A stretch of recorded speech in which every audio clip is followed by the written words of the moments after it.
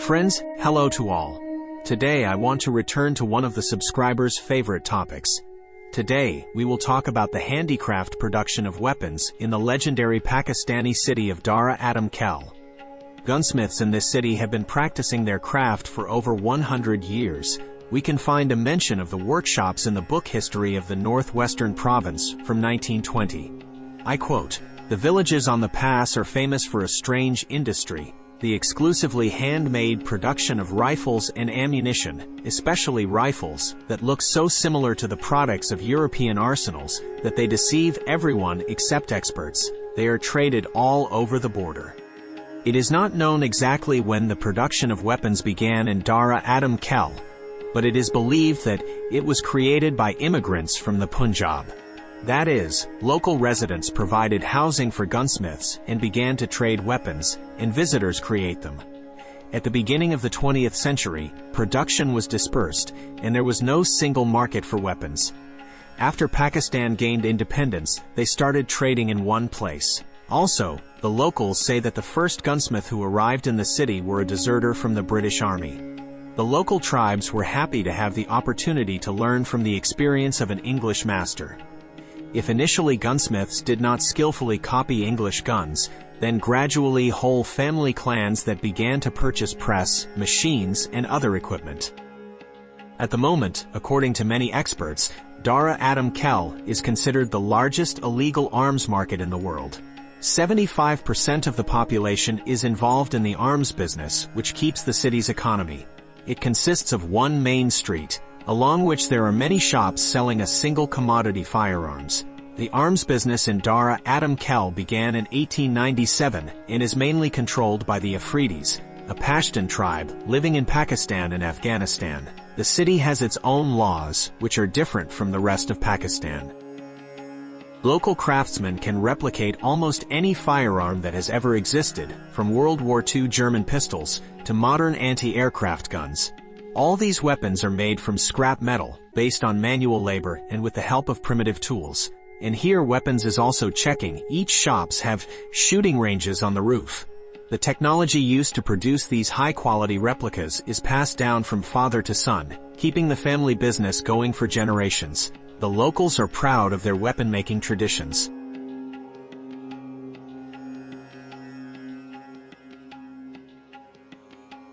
The flourishing of trade came at the time of war in Afghanistan, when Dara Adam Khel was able to master the production of the Kalashnikov assault rifle, and sent entire caravans with weapons, albeit of dubious quality, to Afghanistan.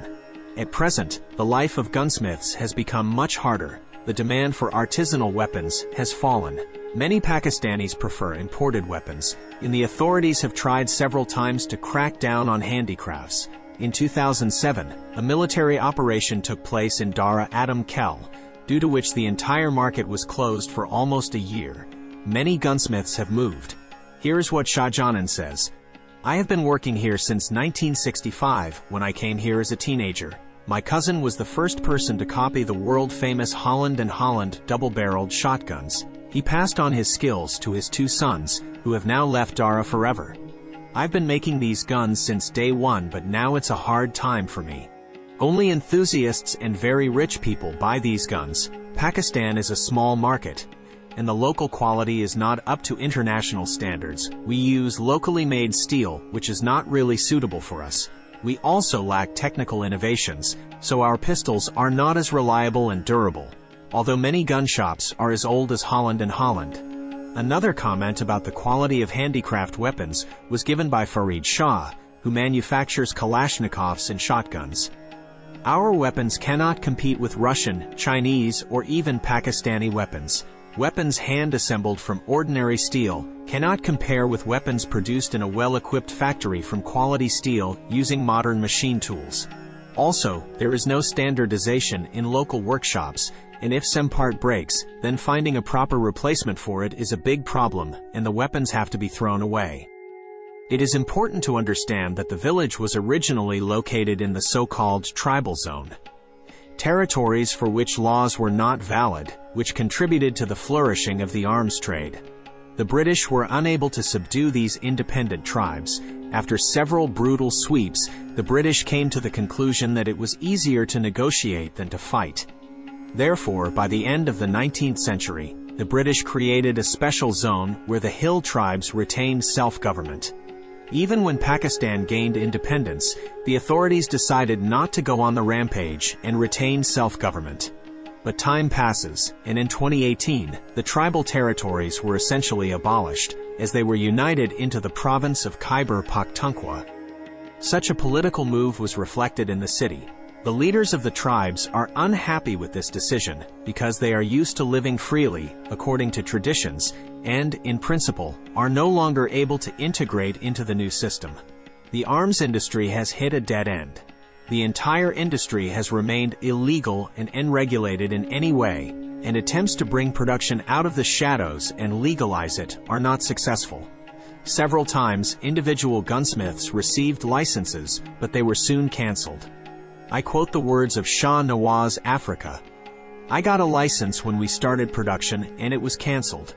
Our market is illegal and this is a huge obstacle, but no one gives us the opportunity to work within the law." To date, gunsmiths are shifting the main blame to the government, which simply cannot figure out how to properly use such a huge weapons potential and bring production out of the shadows. It is also hampered by the established belief that merchants supply weapons to terrorists. It is believed that a significant part of the weapons and ammunition used by the Taliban, recognized as a terrorist organization, in both Afghanistan and Pakistan, comes from here. The locals themselves believe that the government should help them with training in order to improve the quality of production and enter the international market. Perhaps the country's leadership is simply waiting for the arms industry to die out on its own. But although at the moment sales have fallen sharply, gunsmiths still continue to create weapons.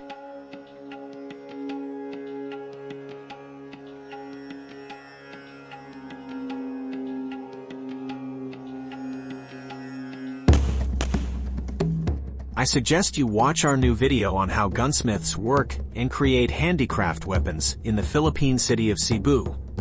How is this issue regulated, and how did the local authorities manage to resolve this issue so that the production of weapons began to be gradually legalized and bring revenue to the state? The button for this video is now on the right. On my own behalf, I will add that I am a supporter of peace and do not call on anyone to produce or carry weapons, and even more so use it for bad purposes.